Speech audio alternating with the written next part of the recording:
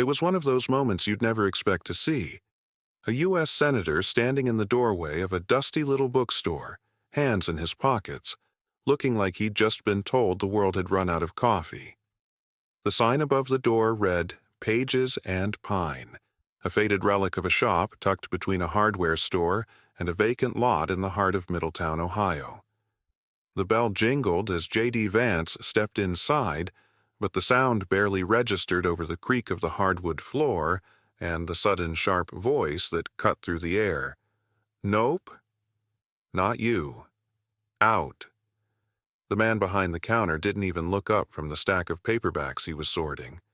He was older, late 60s maybe, his silver hair pulled back in a loose ponytail, his flannel shirt rolled up to the elbows. A pair of reading glasses perched on his nose, magnifying the scowl that deepened when he finally glanced at Vance.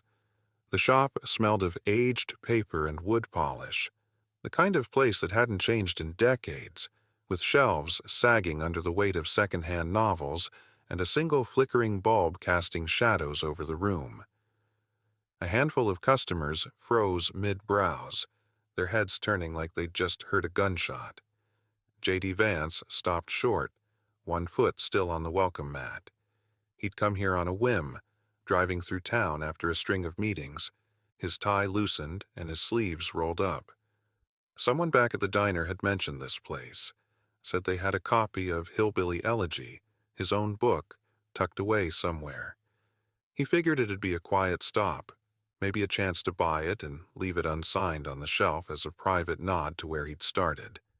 But now, standing there with the owner's glare boring into him, he realized this wasn't going to be that kind of visit. "Excuse me?" Vance said, his voice low but steady, the kind of tone he'd honed over years of debates and tough rooms. "You heard me?" the man said, setting a book down with a deliberate thud. His name tag read Earl, pinned crookedly to his shirt. "I don't serve sellouts. Take your politics and your fancy suit somewhere else." The air in the shop thickened. A woman near the romance section clutched a paperback to her chest, her eyes wide. A younger guy in a hoodie by the sci-fi shelf smirked, pulling out his phone like he was about to hit record. Another customer, an older woman with a cane, muttered something under her breath, too soft to catch but sharp enough to sting. Vance took it all in, the way he always did, measuring the room, the people, the weight of their stares. He wasn't naive. He'd walked into enough places where his name carried baggage, where his story split folks down the middle, hero to some, traitor to others. But a bookstore? This was new. He shifted his weight, hands still in his pockets. "I'm not here to cause trouble," he said. "Just looking for a book." Earl snorted, crossing his arms. "Yeah? What book? Yours? 'Cause I've got a stack of 'em in the back. Use 'em to prop up a wobbly table. You're not getting one." The smirk from the hoodie guy widened, and the woman with the cane let out a dry chuckle. Vance's jaw tightened, but he didn't flinch. He could feel the moment teetering. Walk out now, let it go, or push back and risk a scene. He'd been in worse spots than this, stared down bigger egos. But something about Earl's tone, the way it carried years of quiet resentment, made him pause. "All right," Vance said, nodding slowly. "If you won't sell me a book, can you at least tell me why?" Earl blinked, caught off guard. He'd clearly expected a quick retreat or a sharp comeback. Not this. The room went still, the only sound the faint hum of traffic outside. The woman with the paperback lowered it slightly, peering over the top. The hoodie guy's thumb hovered over his phone screen, unsure whether to hit record or wait. "What's there to tell?" Earl said, his voice gruff but less certain now. "You wrote that book, made a big show of understanding folks like us. Then you ran off to D.C., shaking hands with suits who don't give a damn about this town. You sold us out, Vance. That's why." Vance let the words hang there, heavy as the dust on the shelves. He could have argued, pointed out the work he'd done, the fights he'd picked. But he didn't. Instead, he pulled a wooden chair from the corner, its legs scraping the floor, and sat down right there in the middle of the shop. "Okay," he said, resting his elbows on his knees. "Let's talk about it." The move stunned them. Earl's scowl faltered, his arms dropping slightly. The woman with the cane raised an eyebrow, leaning harder on her stick. Even the hoodie guy lowered his phone, his smirk fading into something closer to confusion. This wasn't how it was supposed to go. Politicians didn't sit down in the line of fire. They stormed out, called their aides, turned it into a headline. But JD Vance just sat there, looking up at Earl like he had all night. "Talk?" Earl repeated like the word tasted sour. "What's there to talk about?" "You tell me," Vance said. "You've got a reason for kicking me out. I want to hear it, not the soundbite, the real thing." Earl rubbed the back of his neck, glancing at the customers like he was checking for backup. The woman with the paperback stepped closer, her voice timid but firm.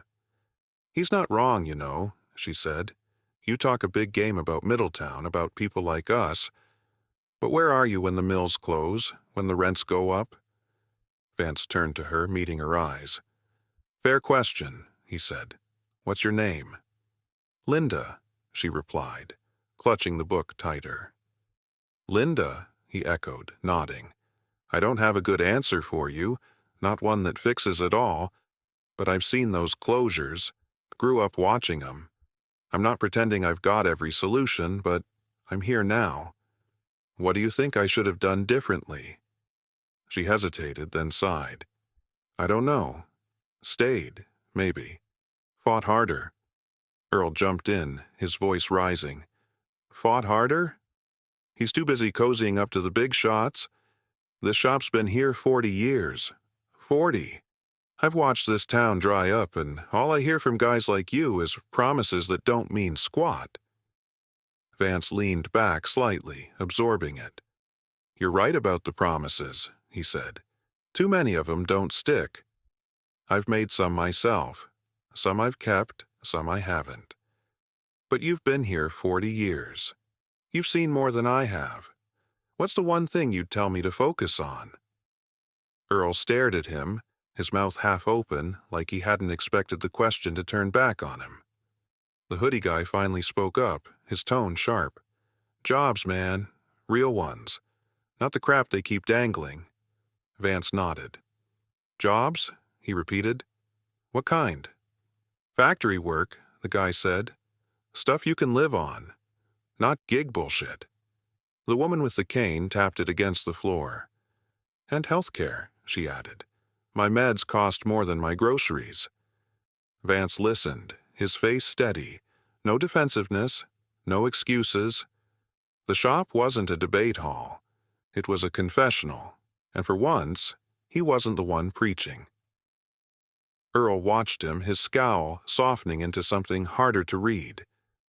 Finally, he exhaled, loud and rough, and walked to the back of the shop. The customers held their breath, waiting. When Earl returned, he was holding a battered copy of Hillbilly Elegy, its spine creased and its corners dog-eared. He dropped it on the counter with a thud. "You want your damn book?" he said.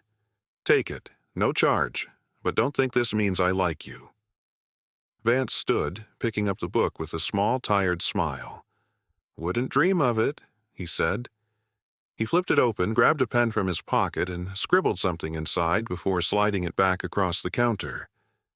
"For your table," he added. "Keeps it steady." Earl snorted, but there was a flicker of amusement in his eyes.